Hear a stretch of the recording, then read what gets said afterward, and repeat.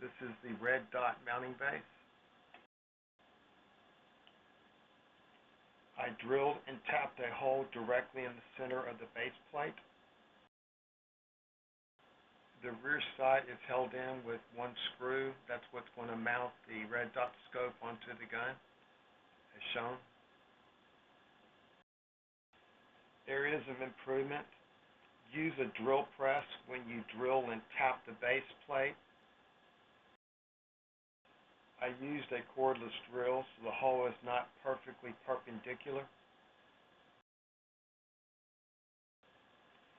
I will leave a parts list in the description.